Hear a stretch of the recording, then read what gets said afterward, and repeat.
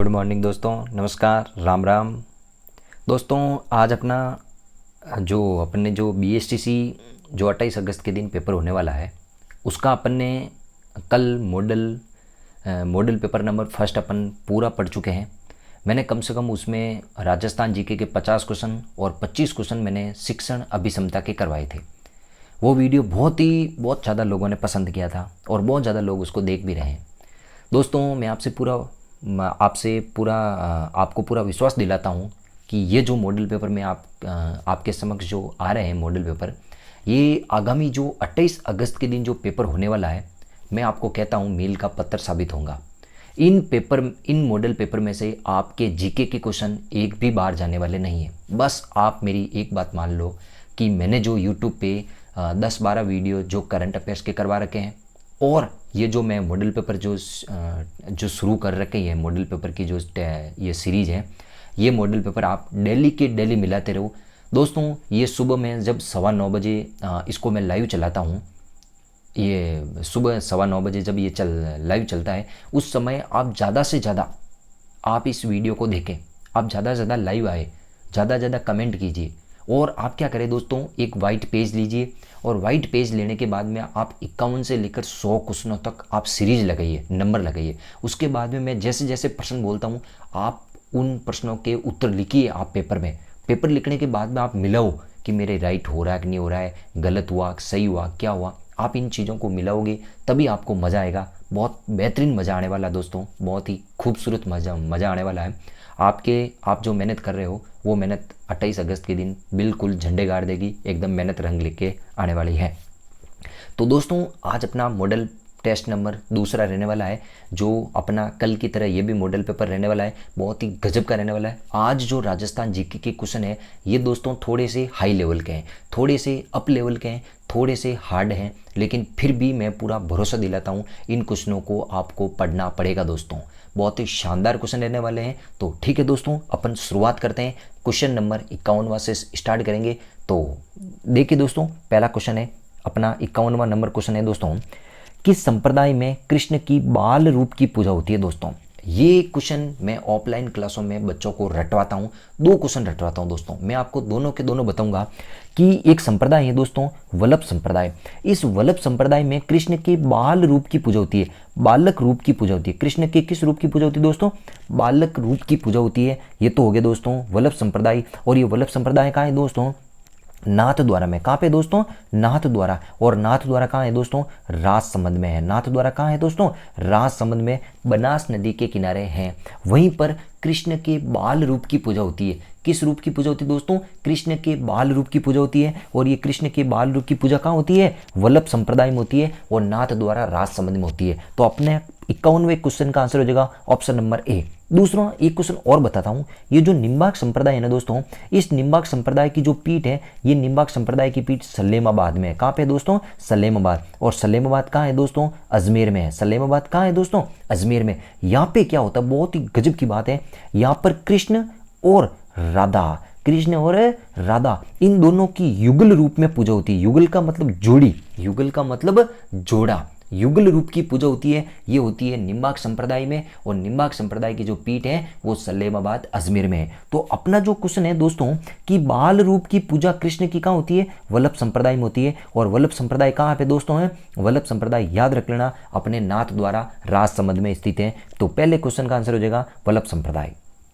Next है दूसरा question है, यानी कि अपना दूसरे का मतलब है 52वां नंबर 52वां क्वेश्चन है दोस्तों, किस जनजाति में पुरुष स्त्रियों के समान गहने पहनते हैं। भाई साहब ये जनजाति बहुत ही तगड़ी है, बहुत ही खतरनाक जनजाति है। वो जनजाति है दोस्तों डामोर। कौन सी जनजाति है दोस्तों, डामोर। ये डामोर एक ऐसी जनजाति है दोस्तों, इसमें क्या करते हैं दोस्तों, औरतों की तरह औरत जिस प्रकार गहने पहनती है ना दोस्तों, गले के गहने, सर के गहने, हाथ पैरों के जो गहने पहनते हैं ना, वैसे पुरुष भी गहने पहनते हैं भाई साहब। इनके पुरुष बहुत ही रशिया होते हैं, खतरनाक होते हैं, तभी तो महिलाओं की तरह पुरुष भी इसमें गहने पहनते हैं। और वो जनजाति है दोस्तों डामोर। और ये राजस्थान में सबसे ज़्यादा कहाँ पाई जाती है दोस्तों डामोर, याद रखना डूंगरपुर में पाई जाती है। कहाँ पे पाई जाती है दोस्तों, डूंगरपुर में पाई जाती है। डूंगरपुर की जो सिमलवाड़ा वगैरह जो तहसील है वहीं वहीं पर सबसे ज़्यादा डामोर पाई जाती है।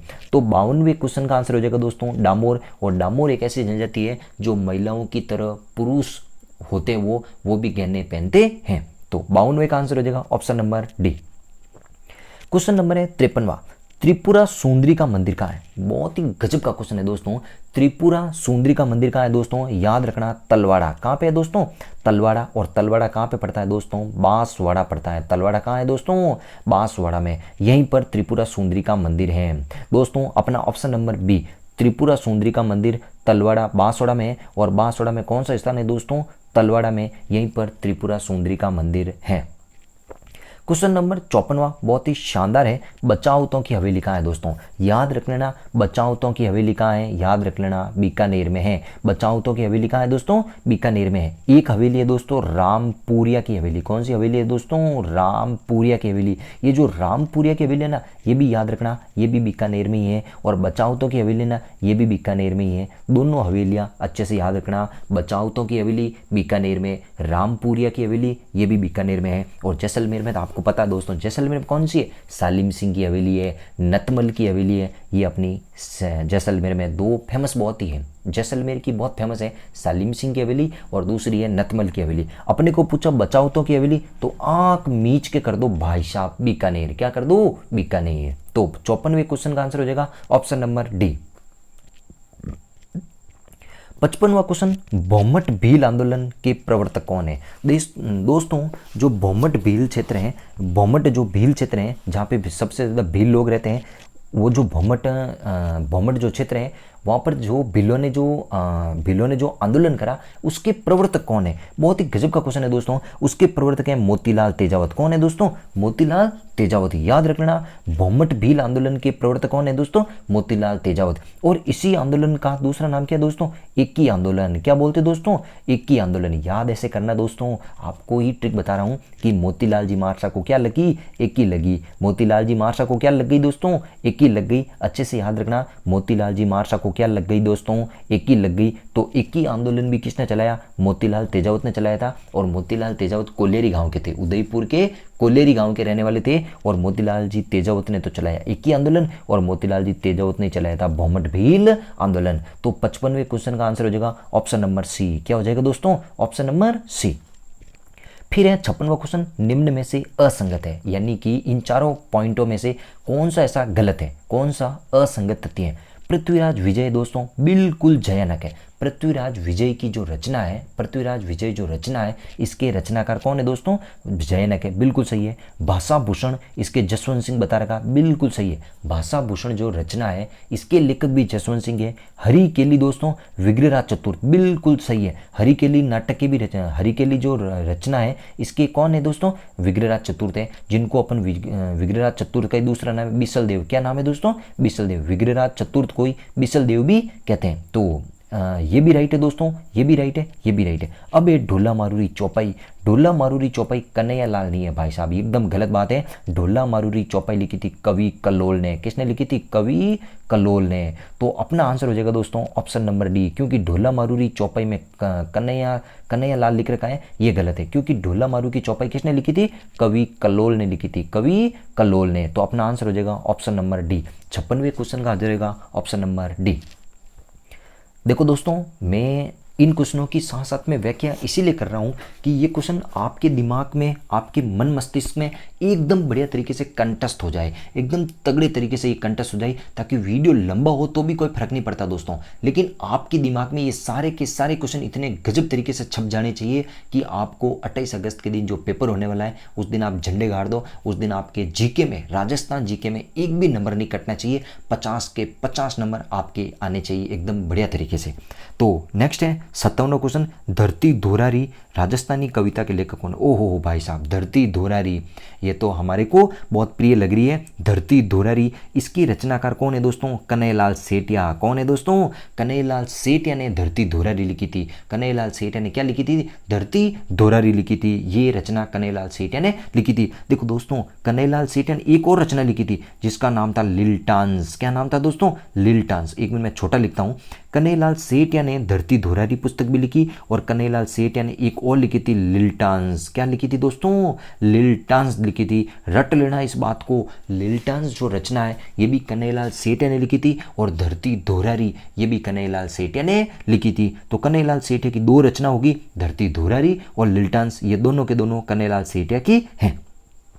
नेक्स्ट है दोस्तों, देवल क्या है? भाई साहब ये थोड़ा क्वेश्चन दिमाग में बिठाना। देवल क्या है? देवल स्मारक होते हैं, जितने भी स्मारक होते हैं, जितने भी जो स्मारक वगैरह होते हैं, उन स्मारकों को देवल कहते हैं। क्या कहते हैं दोस्तों? देवल कहते हैं। याद करना, देवल स्मारक को कहते हैं। देवल किसको कहते हैं दोस्तों? स्मारक को कहते हैं देवल। नेक्स्ट है क्वेश्चन 59वां क्वेश्चन है, Rajasthan school of art and craft स्थित है, यानी Rajasthan school of art and craft कहाँ स्थित है? याद रखना, राजस्थान की राजधानी जयपुर में ये स्थित है दोस्तों। कहाँ पे है दोस्तों? जयपुर में स्थित है। अब इसका इतिहास क्या है याद रखना। जो Rajasthan school of art and craft है दोस्तों, इसकी स्थापना कब हुई थी? 1857 में। जो जयपुर के शासक थे राम सिंह द्वितीय, जयपुर के शासक कौन थे दोस्तों? राम सिंह द्वितीय। उन्होंने 1857 में क्या करा था? इस स्कूल की स्थापना करी थी। उस समय इस स्कूल को Rajasthan school of art and craft नहीं कहते थे, उस समय इसको कहते थे मदरसा हुनरी। क्या कहते थे दोस्तों? मदरसा हुनरी कहते थे। लेकिन जब 1988 में इसको जब स्थापना हुई थी, इसकी स्थापना हुई 1857 में, उस समय तो इसको कहते थे मदरसा हुनरी। क्या कहते थे दोस्तों? मदरसा हुनरी कहते थे। लेकिन 1988 में इसको मदरसा हुनरी की जगह इसको Rajasthan school of art and craft कहने लगे। और ये जो संस्थान है दोस्तों, ये संस्थान अपने राजस्थान की राजधानी जयपुर में है। याद रखना, 59वें क्वेश्चन का आंसर हो जाएगा दोस्तों जयपुर। और इस संस्थान की स्थापना किसने करी थी? राम सिंह द्वितीय ने। किसने करी थी? राम सिंह द्वितीय ने करी थी। अच्छे से इस क्वेश्चन को याद कर लेना, रट लेना, ये क्वेश्चन आने लायक है। नेक्स्ट है दोस्तों 60वां क्वेश्चन, सुनहरी कोटी कहाँ स्थित है? भाई साहब सुनहरी कोटी कहाँ स्थित है? टोंक में स्थित है। सुनहरी कोटी टोंक में स्थित है। अच्छे से याद रखना, राजस्थान की एकमात्र, ये जो टोंक है ना दोस्तों, राजस्थान की एकमात्र मुस्लिम रियासत है। कैसी रियासत है दोस्तों? मुस्लिम रियासत है। रट लेना इस क्वेश्चन को, राजस्थान की एकमात्र मुस्लिम रियासत कौन सी है दोस्तों? टोंक है। और इस टोंक की जो स्थापना है दोस्तों, एक मुस्लिम व्यक्ति था जिसका नाम था अमीर खां पिंडारी। क्या नाम था दोस्तों? अमीर खां पिंडारी। इस अमीर खां पिंडारी ने टोंक की स्थापना करी थी। अमीर खां पिंडारी ने टोंक की स्थापना करी थी, और ये टोंक राजस्थान की एकमात्र मुस्लिम रियासत थी। और इसी टोंक में क्या स्थित है दोस्तों? सुनहरी कोटी स्थित है। सुनहरी कोटी नामक जो महल है वो टोंक में स्थित है। रट लेना इस क्वेश्चन को, बहुत ही तगड़ा क्वेश्चन है। 60वें क्वेश्चन का आंसर हो जाएगा टोंक टोंक टोंक। याद कर लेना इस क्वेश्चन को, बहुत ही बेहतरीन क्वेश्चन है। नेक्स्ट है, मेवाड़ का उद्धारक किसे कहा जाता? ओ भाई साहब बहुत ही तगड़ा क्वेश्चन है। मेवाड़ का उद्धारक, मेवाड़ का उद्धार किसने करा था? भाई साहब इसका आंसर हो जाएगा हमीर सिसोदिया। हमीर देव सिसोदिया को मेवाड़ का उद्धारक माना जाता है। इस क्वेश्चन को आप सीधे सीधे तरीके से रट लेना कि मेवाड़ का उद्धारक किसे कहा जाता है? हमीर सिसोदिया को मेवाड़ का उद्धारक कहा जाता है। देखो दोस्तों, कल अपना जो मॉडल पेपर नंबर फर्स्ट हुआ था उसमें महाराणा प्रताप का एक नाम आया था। क्या आया था दोस्तों? कीका। क्या कहा आया था दोस्तों? कीका। महाराणा प्रताप को कीका कहते हैं। और कौन कहते थे? जो पहाड़ी भाग में जो भील रहने वाले जो लोग थे वो कहते थे कीका। कीकी का मतलब होता है दोस्तों छोटा बच्चा। कीका का मतलब क्या होता है दोस्तों? छोटा बच्चा। यानी महाराणा प्रताप को पहाड़ी भाग के जो भील सरदार थे, भील जो लोग थे, वो महाराणा प्रताप को कीका कहते थे। और कीके का मतलब होता है छोटा बच्चा, है कि नहीं दोस्तों? तो मेवाड़ का उद्धारक कौन है दोस्तों? हमीर सिसोदिया। 61वें क्वेश्चन का आंसर हो जाएगा ऑप्शन नंबर ए। नेक्स्ट है दोस्तों, औरंगजेब ने महाराजा और महामरातीब की उपाधि किसे प्रदान करी थी? इस क्वेश्चन को आप स्टार लगा दो दोस्तों, इस क्वेश्चन को आप स्टार लगा दो, बहुत इंपॉर्टेंट लगा दो। ये क्वेश्चन आएगा आएगा आएगा, छप लो, समझ लो। 28 अगस्त के दिन जो पेपर आएगा उस दिन ये क्वेश्चन छप जाएगा। बहुत ही बेहतरीन क्वेश्चन है कि औरंगजेब ने किस शासक को महाराजा और माही मरातीब की उपाधि दी थी? याद कर लेना, वो बीकानेर के शासक थे अनूप सिंह। कौन थे दोस्तों? अनूप सिंह। और अनूप सिंह कहाँ के राजा थे दोस्तों? बीकानेर के। अनूप सिंह को औरंगजेब ने महाराजा और माही मराठी की उपाधि दी थी। तो 62वें क्वेश्चन का आंसर हो जाएगा दोस्तों अनूप सिंह, अनूप सिंह, अनूप सिंह। याद कर लेना, बहुत ही शानदार क्वेश्चन है, बहुत ही गजब का क्वेश्चन था। अनूप सिंह इसका आंसर होगा।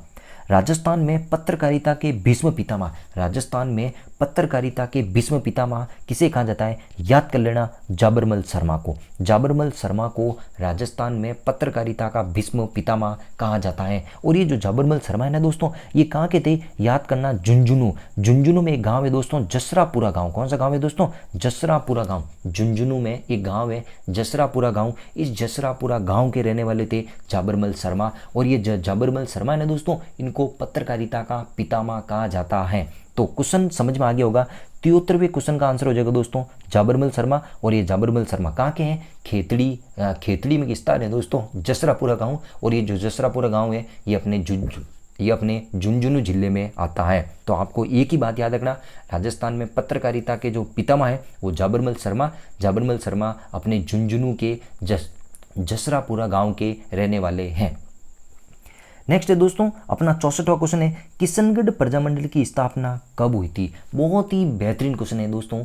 ये जो प्रजामंडल का टॉपिक है ये मेरे ऑफलाइन जो कोचिंग के स्टूडेंट हैं उनको तो मैंने पूरा रटवा रखा है, पूरा का पूरा मुंह पे इनको मुंह जबानी याद करवा रखा है। पूरे सन कौन सा प्रजामंडल की स्थापना कब हुई और किसने करी थी, ये क्वेश्चन मैंने उनको रटवा रखा है। जो किशनगढ़ प्रजामंडल की स्थापना है दोस्तों, किशनगढ़ जो प्रजामंडल की स्थापना है ये 1939 में होती है। कब होती है दोस्तों? 1939 में। और कौन करता है भाई साहब? कांतिलाल चौथाणी। कौन करता है दोस्तों? कांतिलाल चौथाणी। ये किशनगढ़ प्रजामंडल की स्थापना करता है। तो याद रखना, जो किशनगढ़ प्रजामंडल की स्थापना तो कौन करता है दोस्तों? कांतिलाल चौथाणी करता है। कौन करता है? कांतिलाल चौथाणी। और ये करता कब है दोस्तों? 1939 में कांतिलाल चौथाणी किशनगढ़ प्रजामंडल की स्थापना करता है। तो अपना आंसर हो जाएगा दोस्तों option number C, Kishangarh Prajamandal की स्थापना 1939। फिर है दोस्तों नेक्स्ट क्वेश्चन है अपना 65वां क्वेश्चन। देखो दोस्तों 65वां क्वेश्चन थोड़ा सा बहुत ही डीपली क्वेश्चन है। मैं आपको आज ये पेपर स्टार्ट करने से पहले ही मैंने आपको कह दिया था ये क्वेश्चन बहुत ही बेहतरीन है दोस्तों, थोड़ी सी हार्ड लेवल के क्वेश्चन है। देखो दोस्तों ग्रास रूट डेमोक्रेसी किसे कहा जाता है? देखो दोस्तों इस क्वेश्चन को थोड़ा समझना, ये क्वेश्चन कहना क्या चाहता है। देखो दोस्तों ग्रास का मतलब क्या होता है? ग्रास का मतलब होता है दोस्तों घास। रूट का मतलब क्या होता है दोस्तों? जड़। रूट का मतलब क्या होता है दोस्तों? जड़। और डेमोक्रेसी का मतलब होता है प्रजातंत्र। क्या होता है दोस्तों? प्रजातंत्र। अब आप क्या समझ रहे इस पूरे लाइन से क्या समझ रहे दोस्तों कि ऐसा प्रजातंत्र या प्रजातंत्र रूपी जो घास है, प्रजातंत्र रूपी जो घास है उसकी जड़ किसे कहा गया? प्रजातंत्र रूपी जो घास है उसकी जड़ किसे कहा गया है? याद करना, पंचायती राज संस्थाओं को प्रजातंत्र रूपी घास कहा गया है। यानी कि जो ग्रास रूट डेमोक्रेसी है ये किसको कह रखा है? पंचायती राज संस्थाओं को कह रखा है। क्यों कह रखा है ये बात थोड़ा सा मैं आपको समझा देता हूँ। देखो दोस्तों अपने राजस्थान में जो सरकार है उस सरकार का जो सबसे निम्न स्तर है, सरकार का जो सबसे निम्न स्तर है जो गांवों में रहता है, जो जितने भी गांवों में लोग हैं उन गांवों के लोगों पर जो उन गांवों में जो विकास करना है वो सब के सब पंचायती राज संस्थान करती है। यानी कि कोई भी अपनी स्कीम होती है उसको गांवों तक लेके आना वो पंचायती राज संस्थान करती है। तभी तो महात्मा गांधी ने भी कहा था कि भारत की जो आत्मा है वो गांवों में निवास करती है। भारत की आत्मा कहाँ निवास करती है दोस्तों? गांवों में निवास करती है। याद कर लेना, क्योंकि गांवों में निवास इसीलिए करती है क्योंकि गांव ही वो सबसे छोटी इकाई है जहाँ पर पंचायती राज या सरकार का सबसे निम्न स्तर अपने गांव में ही होता है। याद कर लेना, तभी तो ग्रास रूट डेमोक्रेसी किसे कहा जाता है? पंचायती राज संस्थाओं को कहा जाता है कि प्रजातंत्र रूपी जो घास है उसकी जड़ किसे कहा गया है? वो कहा रखा है पंचायती राज संस्थाओं को। अच्छे से याद कर लेना, बहुत ही बेहतरीन क्वेश्चन है, बहुत ही शानदार क्वेश्चन है, याद कर लेना, बहुत ही तगड़ा क्वेश्चन है। नेक्स्ट है दोस्तों ग्राम सभा के सदस्य होते हैं, यानी कि एक जो अपनी ग्राम सभा होती है उस ग्राम सभा, ये क्वेश्चन दोस्तों वैसे अपनी ये राजस्थान जीके के क्वेश्चन नहीं है, ये पॉलिटिकल के क्वेश्चन है, इसीलिए आपको ऐसा लग रहा होगा कि ये मैंने पढ़ नहीं रखे हैं। ये जो 65वां क्वेश्चन है, ये 67वां क्वेश्चन है, ये राजस्थान पॉलिटी के क्वेश्चन है, लेकिन इतने हार्ड क्वेश्चन नहीं है दोस्तों, थोड़ा सा समझने की जरूरत है, थोड़ा सा दिमाग लगाने की जरूरत है। ये 67वां क्वेश्चन है। 66वां जो क्वेश्चन है ये क्या कह रहा है? ग्राम सभा के सदस्य होते हैं, यानी कि जो अपने राजस्थान में जो ग्राम सभा होती है उस ग्राम सभा के सदस्य कौन होते हैं? उस ग्राम सभा के सदस्य होते हैं ग्राम पंचायत क्षेत्र की निर्वाचक नामावली में पंजीकृत मतदाता। आपको एक बात समझ में आई होगी कि ग्राम सभा के सदस्य कौन होते हैं? जो 18 वर्ष की आयु पूरी कर चुकी है, जो बंदा या जो बंदी, जो पुरुष या जो महिला जिसने 18 वर्ष की आयु पूरी कर चुकी है और 18 वर्ष की आयु पूरी करने के बाद में यदि उसका नाम जो निर्वाचक नामावली होती है, जो वोटर लिस्ट होती है, उस यदि वोटर लिस्ट में उसका नाम आ रहा है, उस वोटर लिस्ट में उसका नाम आ रहा है तो वो ग्राम सभा का सदस्य कहलाएगा। समझ में आ गई आपको कि ग्राम सभा के सदस्य वो होते हैं कि जिस गांव के लोग या महिला या पुरुष जिनका नाम वोटर लिस्ट में नाम आ गया, निर्वाचक नामावली में उसका नाम आ गया, उसका पंजीकृत मतदाता में नाम आ गया, तो भाई साहब वो बिल्कुल ग्राम सभा का सदस्य कहलाएगा। तो आपका ग्राम सभा के सदस्य होंगे ग्राम सभा के पंचायत क्षेत्र के निर्वाचक नामावली में जितने भी पंजीकृत मतदाता होते हैं, जो मत देते हैं। मत कौन देगा? जो 18 वर्ष की आयु पूरी कर चुका, या तो 18 या 18 से ऊपर जो भी व्यक्ति होगा वही मतदाता कहलाएगा। तो ग्राम सभा के सदस्य होंगे ऑप्शन नंबर सी। नेक्स्ट है दोस्तों 67वां क्वेश्चन है, करौली प्रजामंडल की स्थापना किसने करी थी? करौली प्रजामंडल की स्थापना किसने करी थी? याद करना, करौली प्रजामंडल की स्थापना त्रिलोक चंद माथुर ने करी थी। करौली त्रिलोक चंद माथुर ने करी थी। करौली प्रजामंडल की स्थापना किसने करी थी दोस्तों? त्रिलोक चंद माथुर ने करी थी। और करौली प्रजामंडल की स्थापना कब हुई थी? 1938 में हुई थी। करौली प्रजामंडल की स्थापना त्रिलोक चंद माथुर ने करी थी। याद कर लेना, बहुत ही शानदार क्वेश्चन है। नेक्स्ट है दोस्तों राज्यपाल। राजस्थान का जो संवैधानिक सरिया, जो राजस्थान में जो सर्वोच्च पद है वो राज्यपाल का होता है। राजस्थान में जो सर्वोच्च पद है वो राज्यपाल का होता है। जिस प्रकार भारत में अपने देश में सर्वोच्च पद राष्ट्रपति का होता है, प्रथम नागरिक जो राष्ट्रपति होता है, उसी प्रकार राज्य का जो प्रथम नागरिक होता है वो राज्यपाल कहलाता है। राज्य का प्रथम नागरिक कौन है दोस्तों? राज्यपाल होता है। तो राज्यपाल अपना त्याग पत्र किसको देगा? यानी कि राज्यपाल अपना त्याग पत्र किसको देगा?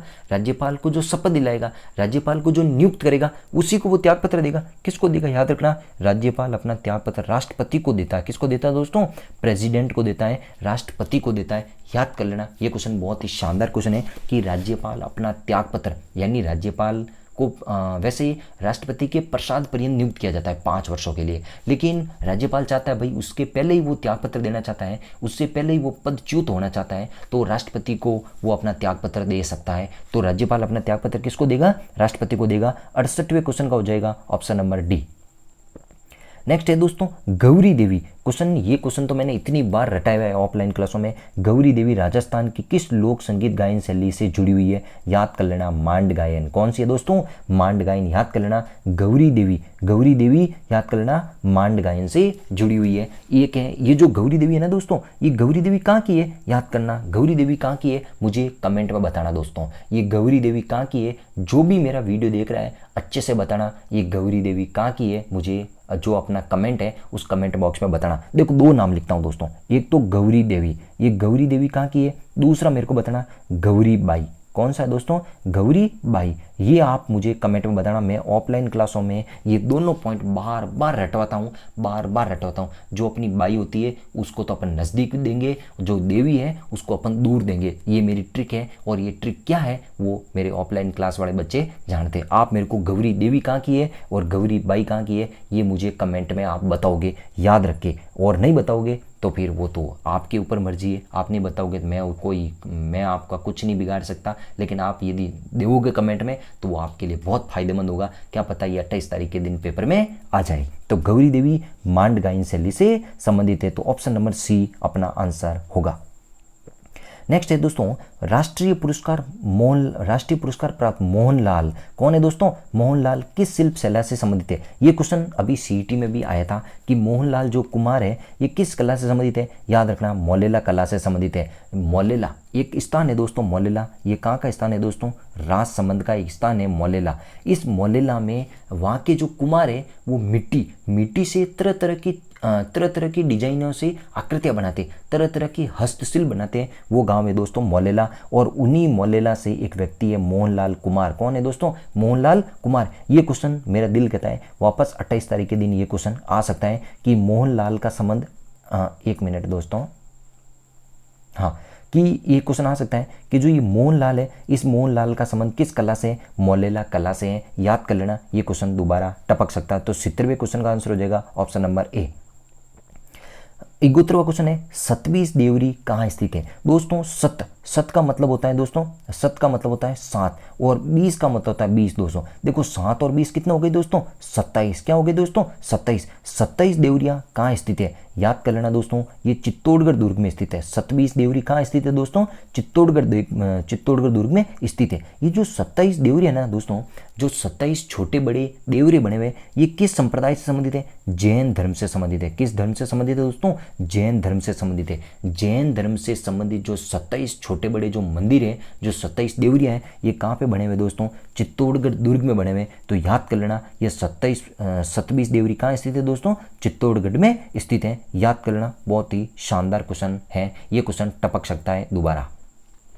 नेक्स्ट है दोस्तों, भपंग का जादूगर कौन है, याद कर लेना दोस्तों, भपंग का जादूगर जहूर खां मेवाती को भपंग का जादूगर माना गया है। बहुत ही शानदार क्वेश्चन है, भपंग का जादूगर कौन है दोस्तों, जहूर खां मेवाती। बहुत ही तगड़ा क्वेश्चन है। देखो दोस्तों, एक ऑप्शन लिख रखा है कमल साकर का, कौन है दोस्तों, कमल साकर का। कमल साकर का किसके जादूगर है, कामायचा के जादूगर है। किसके जादूगर है दोस्तों, कामायचा। किसके जादूगर है दोस्तों, कामायचा के जादूगर कौन है, कमल साकर का। और भपंग के जादूगर कौन है दोस्तों, जहूर खां मेवाती। तो भपंग का जादूगर अपना आंसर हो जाएगा दोस्तों, जहूर खां मेवाती। याद कर लेना, क्वेश्चन बहुत ही तगड़ा क्वेश्चन है।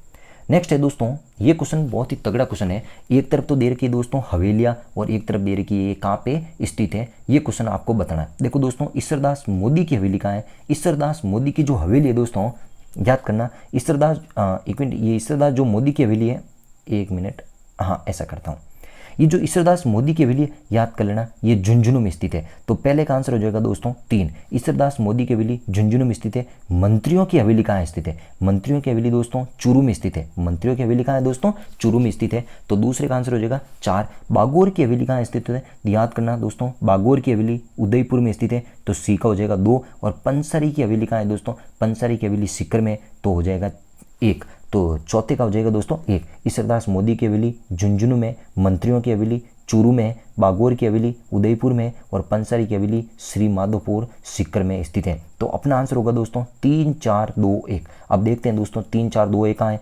3 यहाँ पे, लेकिन ये 3, 4, 2, 1 बताना, ये गलत है। तो 3, 4, 2, 1, तो ऑप्शन नंबर हो जाएगा डी इज राइट आंसर होगा दोस्तों। अपना जो ये कौन सा क्वेश्चन है, 73वां जो क्वेश्चन है, इस 73वां क्वेश्चन का आंसर हो जाएगा दोस्तों ऑप्शन नंबर डी, 3, 4, 2, 1। ये क्वेश्चन आपको रट लेना है, बहुत ही शानदार क्वेश्चन रहने वाला है। ये क्वेश्चन थोड़ा अजीब सा क्वेश्चन है, बहुत ही तगड़ा क्वेश्चन है, बहुत ही शानदार क्वेश्चन है। ये क्वेश्चन थोड़ा स्टार लगा देना कि राजस्थान की किस लोक देवी को खेजड़बेरी राय भवानी कहते हैं। किस लोक देवी को खेजड़बेरी राय भवानी कहते हैं, याद कर लेना। ये क्वेश्चन है, इसका आंसर हो जाएगा दोस्तों लठियाल माता। इस लठियाल माता का जो मंदिर है ना दोस्तों, ये फलोदी में है। कहाँ पे दोस्तों, फलोदी है, जो पहले तो जोधपुर में थी और फलोदी अब खुद जिला बन गया है। याद कर लेना दोस्तों। ये 74वें क्वेश्चन का आंसर हो जाएगा दोस्तों लठियाल माता। इस लठियाल माता को खेजड़बेरी राय भवानी भी कहते हैं। खेजड़बेरी राय भवानी किसको कहते हैं दोस्तों, लठियाल माता को कहते हैं, जिनका मंदिर है वो फलोदी में है। कहाँ पे दोस्तों, फलोदी में। फलोदी पहले जोधपुर में थी, अब फलोदी स्वयं जिला बन गया है। तो फलोदी इसका आंसर होगा, अपना आंसर होगा लठियाल माता। नेक्स्ट है दोस्तों भैया दूज। भैया दूज कब मनाई जाती है, याद कर लेना दोस्तों। मैं आपको याद करवाता हूँ इसमें ट्रिक कि इसमें जो अभी कार्तिक महीना होता है, इस कार्तिक शुक्ल द्वितीया के दिन भैया दूज आती है। और इस भैया दूज को और क्या कहते हैं दोस्तों, एक मिनट, कार्तिक शुक्ल द्वितीया के दिन तो भैया दूज आती है। इस भैया दूज को यम द्वितीया कहते हैं। क्या कहते हैं दोस्तों, यम द्वितीया भी कहते हैं। भैया दूज को यम द्वितीया भी कहते हैं। और भैया दूज ये कार्तिक शुक्ल द्वितीया के दिन आती है। याद कर लेना, कार्तिक शुक्ल द्वितीया के दिन भैया दूज आती है। बहुत ही तगड़ा क्वेश्चन था। हाँ, फिर है दोस्तों, राजस्थान में प्रथम पंचायती राज अधिनियम किस देशी रियासत ने पारित करा था। राजस्थान में प्रथम पंचायती राज अधिनियम किस देशी रियासत ने पारित करा था। बहुत ही तगड़ा क्वेश्चन है दोस्तों। इसका आंसर होगा दोस्तों बीकानेर। ये क्वेश्चन आपको स्टार लगा देना। ये क्वेश्चन मेरी नज़रों में आप पहली बार पढ़ोगे, क्योंकि ये क्वेश्चन बहुत ही शानदार क्वेश्चन था। मुझे बहुत ही तगड़ा क्वेश्चन लगा था कि राजस्थान में प्रथम पंचायती राज अधिनियम किस देशी रियासत ने पारित करा था। याद कर लेना, बीकानेर। देखो दोस्तों, 2 तरह के क्वेश्चन है। राजस्थान में प्रथम पंचायती राज अधिनियम किस देशी रियासत, यानी देशी रियासत नाम हो तो बीकानेर करना। और ऐसा क्वेश्चन आ जाए कि राजस्थान में पंचायती राज की शुरुआत कहाँ हुई। राजस्थान में पंचायती राज की शुरुआत कहाँ हुई, तो याद कर लेना नागौर से हुई। कहाँ पे हुई थी दोस्तों, नागौर में। और नागौर में एक गांव था बगदरी गांव। कौन सा गांव था दोस्तों, बगदरी गांव। नागौर के बगदरी गांव से पंचायती राज की शुरुआत होती है। नागौर के बगदरी गांव से पंचायती राज की शुरुआत होती है। और होती कब है दोस्तों, 2 अक्टूबर 1959 को। 2 अक्टूबर 1959 को पंडित जवाहरलाल नेहरू ने बगदरी गांव नागौर से पंचायती राज की शुरुआत करी थी। तो 76वें क्वेश्चन का आंसर हो जाएगा ऑप्शन नंबर सी। 77वां क्वेश्चन है, राज्य में मधुमक्खी पालन। मधुमक्खी पालन को क्या कहते हैं दोस्तों, एपीकल्चर। क्या कहते हैं दोस्तों, एपीकल्चर। याद करना, मधुमक्खी पालन को एपीकल्चर कहते हैं। अब क्वेश्चन क्या है दोस्तों, राज्य में मधुमक्खी पालन की सर्वाधिक संभावनाएं किस जिले में, यानी किस जिले में सबसे ज़्यादा जो मधुमक्खी पालन होता है, याद करना भरतपुर में होता है। भरतपुर में सबसे ज़्यादा मधुमक्खी पालन होता है और मधुमक्खी पालन को कहते हैं एपीकल्चर। क्या कहते हैं दोस्तों, एपीकल्चर। याद करना, बहुत ही तगड़ा क्वेश्चन है। नेक्स्ट है, राज्य में हरित राजस्थान योजना क्रियान्वित की जा रही है। इसका उद्देश्य क्या है दोस्तों, हरित राजस्थान, यानी कि राजस्थान को हरा भरा करना। राजस्थान को हरा भरा करना, इसका हरित राजस्थान योजना का मुख्य उद्देश्य क्या है दोस्तों, हरित राजस्थान का मुख्य उद्देश्य है वन बढ़ाना। क्या करना दोस्तों, वन बढ़ाना, वनों को लगाना, वन क्षेत्र को वृद्धि करना, वन को लगाना, पेड़ पौधों को लगाना, ये हरित राजस्थान का उद्देश्य है। तो इसका आंसर हो जाएगा दोस्तों वन क्षेत्र को बढ़ाना, वन क्षेत्र को बढ़ाना। ऑप्शन नंबर बी इसका आंसर होगा। हरित राजस्थान का उद्देश्य क्या है दोस्तों, वन क्षेत्र को बढ़ाना, इसका आंसर होगा।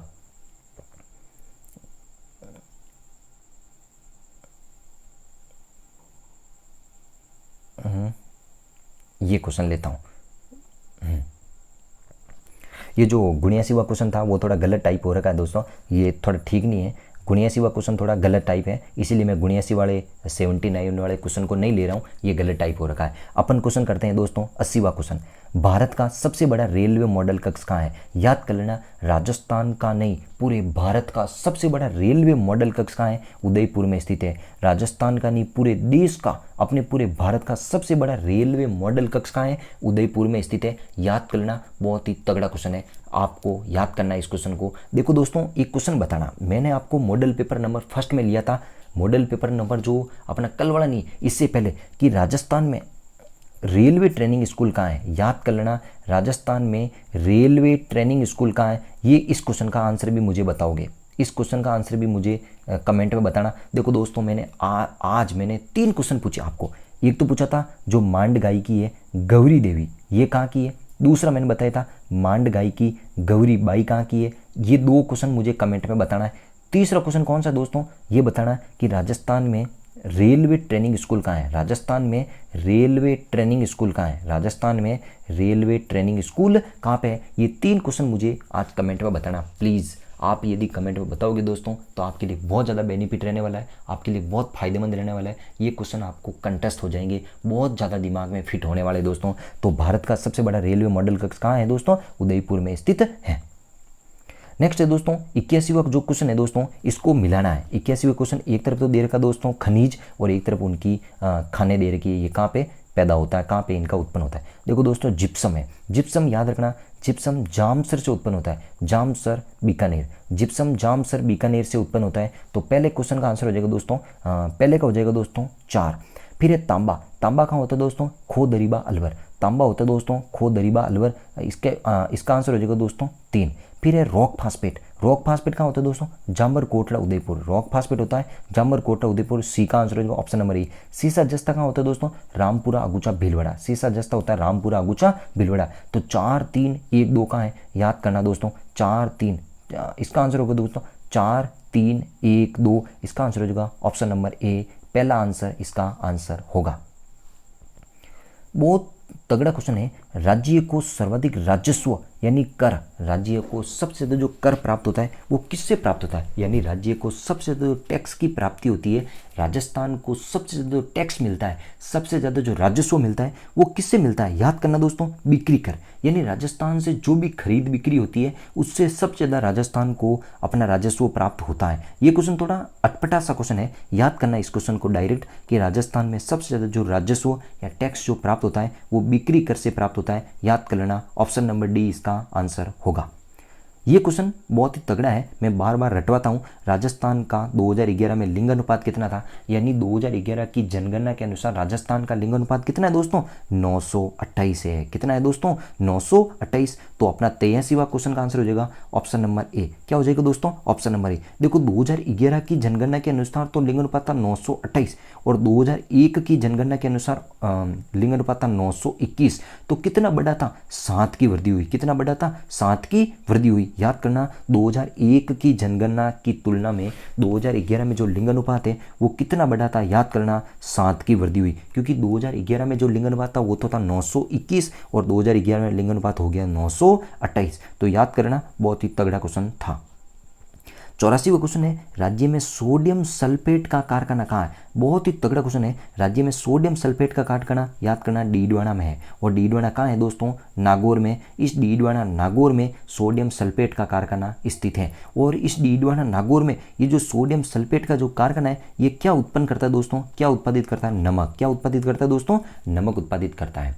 तो राजस्थान में सोडियम सल्फेट का कारखाना डीडवाना नागौर में स्थित है। डीडवाना एक खारे पानी की झील भी है और डीडवाना से क्या उत्पादित किया जाता है, नमक उत्पादित किया जाता है। तो 84वें क्वेश्चन का आंसर हो जाएगा दोस्तों ऑप्शन नंबर डी, इसका आंसर होगा। फिर है दोस्तों, राजस्थान के किस संभाग में सर्वाधिक नदियां हैं। राजस्थान के किस संभाग में सबसे ज़्यादा जो नदियां हैं वो याद रखना दोस्तों, कोटा संभाग में सबसे ज़्यादा नदियां हैं। कोटा संभाग में सबसे ज़्यादा क्या है दोस्तों, नदियां, जिसको अपन हाड़ौती संभाग भी कह सकते हैं, जिसमें कोटा, बूंदी, बारा, झालावाड़ क्षेत्र आते हैं। यहाँ पर सबसे ज़्यादा नदियाँ स्थित हैं। ये क्वेश्चन थोड़ा मिलाने टाइप का क्वेश्चन है दोस्तों। 86वां क्वेश्चन है, मानसरोवर झील कहाँ है। एक तरफ झीलें दे रखे दोस्तों, एक तरफ वो स्थान दे रखे हैं, कहाँ पे हैं, याद करना दोस्तों। मानसरोवर झील कहाँ है दोस्तों, ये जो मानसरोवर झील है याद करना दोस्तों, ये मानसरोवर झील झालावाड़ में स्थित है। तो पहले का आंसर हो जाएगा दोस्तों 2, मानसरोवर झील झालावाड़ में स्थित है।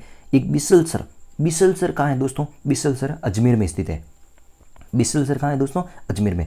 पीतमपुरी कहाँ है दोस्तों, पीतमपुरी सीकर में, याद करना पीतमपुरी कहाँ है, सीकर में। तो तीसरे का हो जाएगा चौथा। दुगारी कहाँ है दोस्तों, दुगारी बूंदी में। तो इसका आंसर हो जाएगा पहला। तो दुगारी है दोस्तों बूंदी में, पीतमपुरी है सीकर में, बिसलसर है अजमेर में और मानसरोवर है झालावाड़ में। तो 2, 3, 4, 1 कहाँ है, 2, 3, 4, 1 कहाँ मिलेगा दोस्तों, हाँ ये रहा 2, 3, 4, 1। तो ऑप्शन नंबर सी इसका आंसर होगा। नेक्स्ट है दोस्तों 87वां क्वेश्चन, राजस्थान का राजकोट क्या कौन सा कहलाता है दोस्तों। देखो दोस्तों, राजस्थान का राजकोट किसे कहा जाता है दोस्तों, राजस्थान का राजकोट लूणकरणसर को कहते हैं। और लूणकरणसर कहाँ है दोस्तों, बीकानेर में है। लूणकरणसर कहाँ है दोस्तों, बीकानेर में। इसे राजस्थान का राजकोट क्यों कहते हैं, मूंगफली के उत्पादन के लिए। किसके लिए दोस्तों, मूंगफली के लिए उत्पादन में। राजस्थान में सबसे जो मूंगफली का उत्पादन होता है वो लूणकरणसर से होता है। और लूणकरणसर कहाँ है दोस्तों, बीकानेर में। देखो भारत में सबसे ज़्यादा जो मूंगफली है वो राजकोट अपने गुजरात से उत्पादित होती है। अपने भारत में जो सबसे ज़्यादा मूंगफली है वो राजकोट गुजरात से उत्पादित होती है। और राजस्थान में सबसे ज़्यादा जो मूंगफली है वो लूणकरणसर से निकलती है। और लूणकरणसर कोई मूंगफली उत्पादन के कारण इसको राजस्थान का राजकोट कहते हैं। लूणकरणसर अपने बीकानेर में स्थित है। 88वां क्वेश्चन, 88 क्वेश्चन, राजस्थान की सबसे बड़ी पेयजल परियोजना कौन सी है। यानी पेयजल का मतलब होता है पानी पीने की पेयजल परियोजना। पेयजल का मतलब होता है पानी पीने के लिए कौन सी परियोजना है। राजस्थान की सबसे बड़ी पेयजल परियोजना कौन सी है। इस क्वेश्चन को आप स्टार लगा देना। ये क्वेश्चन 28 तारीख के वाले पेपर में आपको देखने को मिल सकता है। राजस्थान की सबसे बड़ी पेयजल परियोजना कौन सी है, याद कर लेना, बिसलपुर परियोजना। कौन सी परियोजना दोस्तों, बिसलपुर परियोजना। ये जो बिसलपुर परियोजना है दोस्तों ये कहाँ पे, याद करना, टोंक में है। कहाँ पे दोस्तों, टोंक में। देखो दोस्तों एक बात बता देता हूँ, ये जो बिसलपुर परियोजना है ये टोंक में थी, लेकिन अभी जब ये नया जिला बना है तब ये बिसलपुर, ये जो बांध है ये अपने कैकड़ी में आ गया। कहाँ पे आ गया दोस्तों, कैकड़ी। ये कैकड़ी भी जो जिला बना था अजमेर से अलग होकर कैकड़ी जिला बन गया था। ये जो बिसलपुर बांध है ये अपने कैकड़ी में आ गया है। लेकिन आपको अभी तक ये याद करना दोस्तों कि बिसलपुर जो बांध है ये टोंक में स्थित है। कौन सी नदी के किनारे स्थित है दोस्तों, बनास नदी के किनारे स्थित है। बिसलपुर बांध बनास नदी के किनारे स्थित है टोंक में। इस पेयजल परियोजना से कहाँ कहाँ पानी पहुँचता है मैं आपको बता देता हूँ। अजमेर से पानी पहुँचता है, बिल्कुल अजमेर में पानी जाता है, टोंक में पानी जाता है और जयपुर में पानी जाता है। याद कर लेना, इस बिसलपुर परियोजना से अजमेर, टोंक, जयपुर इन 3 जिलों में पानी जाता है, याद कर लेना। अब तो केकड़ी बन गया, केकड़ी में भी इसका पानी जाएगा, टोंक में भी जाएगा, अजमेर में भी जाएगा, जयपुर में भी जाएगा। तो अब इसमें और भी इसके जो क्षेत्र हैं वो और भी ज़्यादा इसका विस्तार होने वाला है। जब से नए ज़िले बने हैं तब से इसका और भी इधर उधर होने वाला है। नेक्स्ट है दोस्तों, अक्कल गांव क्यों प्रसिद्ध है। देखो दोस्तों, जैसलमेर का एक स्थान है अक्कल गांव। जैसलमेर का कौन सा स्थान है दोस्तों, अक्कल गांव। जब थार का मरुस्थल पढ़ाते दोस्तों, थार के मरुस्थल में ये क्वेश्चन हमेशा बताया करता हूँ मैं कि अक्कल गांव में फॉसिल्स पार्क है, यानी जीवाश्म पार्क है। कौन सा गांव है दोस्तों, जीवाश्म पार्क है। तो अपना जो ये 92वां क्वेश्चन है, 89वां जो क्वेश्चन है, इस क्वेश्चन में अक्कल गांव जो जैसलमेर का अक्कल गांव है ये क्यों प्रसिद्ध है दोस्तों, जीवाश्म पार्क के लिए प्रसिद्ध है, यानी फॉसिल्स पार्क है दोस्तों। कौन सा पार्क है दोस्तों, फॉसिल्स पार्क। यहाँ पर मतलब बहुत ही पुराने 25,000 करोड़ वर्ष पुराने यहाँ पर लकड़ी यानी खड़े पेड़ के अवशेष मिले, फॉसिल्स मिले, जीवाश्म मिले। इसीलिए ये अक्कल गांव बहुत ही फेमस है। किसके लिए, जीवाश्म पार्क के लिए प्रसिद्ध है। इस क्वेश्चन को रट लेना, ये क्वेश्चन बार बार आता है कि अक्कल गांव क्यों प्रसिद्ध है, जीवाश्म पार्क के लिए प्रसिद्ध है। राजस्थान राज्य में 2001 से 2011 के दौरान लिंगानुपात में कितने अंकों की वृद्धि हुई। ये क्वेश्चन तो दोस्तों मैंने अभी थोड़ी देर पहले बताया है कि लिंगानुपात की वृद्धि कितनी हुई। 2001 में लिंगानुपात कितना था, 921, और 2011 में कितना हो गया दोस्तों, 928। कितनी वृद्धि हुई दोस्तों, 7 की वृद्धि हुई। ये क्वेश्चन मैंने अभी थोड़ी देर पहले ही आपको बताया था। तो राजस्थान में लिंगानुपात में कितनी वृद्धि हुई, 7 की वृद्धि हुई थी। तो 90वां क्वेश्चन का आंसर हो जाएगा ऑप्शन नंबर सी। 91वां क्वेश्चन है, राजस्थान के किस प्राकृतिक प्रदेश में मुकुंदरा की पहाड़ी है दोस्तों। किस प्रदेश में मुकुंदरा की पहाड़ी है, याद करना, हाड़ौती का पठार में स्थित है दोस्तों। मुकुंदरा की पहाड़ी कहाँ है दोस्तों, हाड़ौती के पठार में। मुकुंदरा की पहाड़ियाँ कोटा जो स्थान है अपना दोस्तों, कोटा, बूंदी, झालावाड़ वगैरह यहाँ का जो क्षेत्र है, इन क्षेत्र में मुकुंदरा की पहाड़ी फैली है। और इसी मुकुंदरा की पहाड़ियों में दर्रा अभ्यारण्य है। कौन सा अभ्यारण्य दोस्तों, दर्रा अभ्यारण्य है। याद कर लेना, मुकुंदरा की पहाड़ियों में ही राजस्थान का तीसरा राष्ट्रीय उद्यान दर्रा अभ्यारण्य इसी मुकुंदरा की पहाड़ियों में स्थित है। तो मुकुंदरा की पहाड़ी कहाँ स्थित है, हाड़ौती के पठार में स्थित है। तो अपना 91वें क्वेश्चन का आंसर हो जाएगा ऑप्शन नंबर डी। फिर एक 92वां क्वेश्चन है, राजस्थान में कम वर्षा होने का कारण क्या है, यानी राजस्थान में सबसे ज़्यादा बारिश क्यों कम होती है। याद करना दोस्तों, हालांकि मेरे पास में इतना नहीं है दोस्तों, लेकिन मैं जब नक्शा बना के बताता हूँ, ये अपनी अरावली है दोस्तों। अपना दक्षिण पश्चिम जो मानसून आता है वो मानसून ऐसे चला जाता है। मानसून अपने बिना राजस्थान में बारिश किए वो सीधा के सीधा चला जाता है, ऊपर की ओर चला जाता है। एक मैं थोड़ा सा अच्छा बना देता हूँ मैं इसको, अपने पास में थोड़ा अभाव है दोस्तों साधनों का, लेकिन फिर भी मैंने बनाने की कोशिश करी है। एक भाई तो थोड़ा सही हो जा, एक मिनट वापस बनाता हूँ।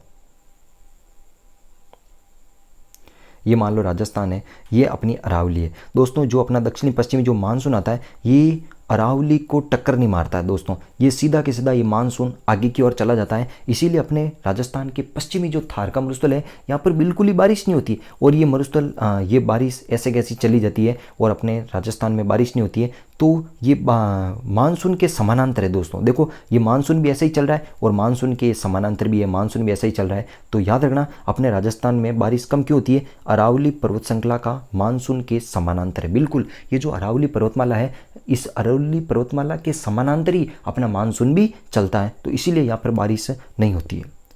13वां क्वेश्चन है, 93 क्वेश्चन है, राजस्थान में सागवान रोपण हेतु सर्वाधिक उपयुक्त जिले कौन से। यानी कि दोस्तों राजस्थान में जो सागवान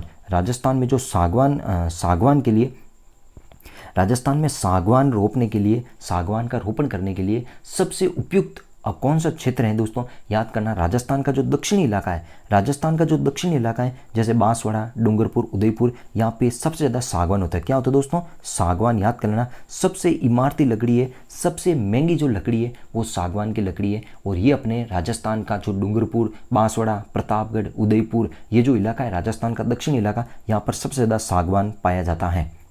94वां क्वेश्चन है, निम्नलिखित में से कौन सी एक राजस्थान में भेड़ की नस्ल नहीं है। दोस्तों मालपुरा नस्ल बिल्कुल है, नाली है, मगरा है, पुंगल है। इसका मतलब मालवी नहीं है दोस्तों, क्योंकि मालवी नस्ल ये अपनी भेड़ की नस्ल नहीं है। मालपुरा बिल्कुल भेड़ की नस्ल है, नाली है, मगरा है, एक आपको बता देता पुंगल है, सोनाड़ी है, ये सब के सब भेड़ की नस्ल है। किसकी नस्ल है दोस्तों, भेड़ की। मालवी नस्ल इसका आंसर नहीं होगा। तो 94वें क्वेश्चन का आंसर हो जाएगा दोस्तों ऑप्शन नंबर डी।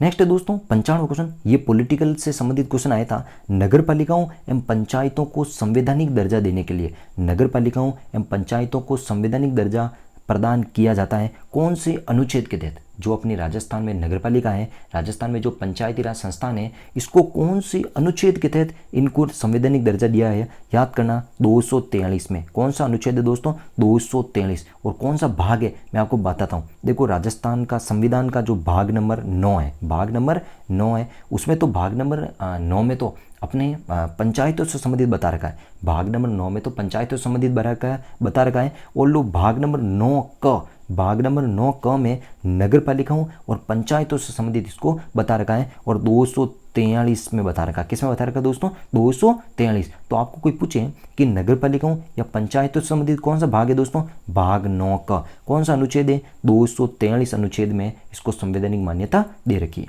नेक्स्ट है दोस्तों, ये क्वेश्चन है, छिन्नू क्वेश्चन है, नात्रा की पाल किससे संबंधित है? देखो दोस्तों, नात्रा की पाल कहाँ है? याद करना, नात्रा की पाल उदयपुर में स्थित है। और ये क्यों प्रसिद्ध है? लौह खनिज के लिए। किस लिए प्रसिद्ध है दोस्तों? लौह खनिज के लिए। आपको मैंने कल ही बताया था, मोरिजा बानोला है, नीमला रायसला है, डाबला सिंगाना है, थुरुंडेर है, नात्रा की पाल है, ये जितनी भी मैंने अभी बोला है, ये सब के सब लौह खनिज की खनें। और ये जो नात्रा की पाल है, ये याद करना अपने उदयपुर में है। और उदयपुर में एक दूसरा और स्थान है दोस्तों, वो भी मैं लिखता हूँ, थुरुंडेर। कौन सा स्थान है दोस्तों?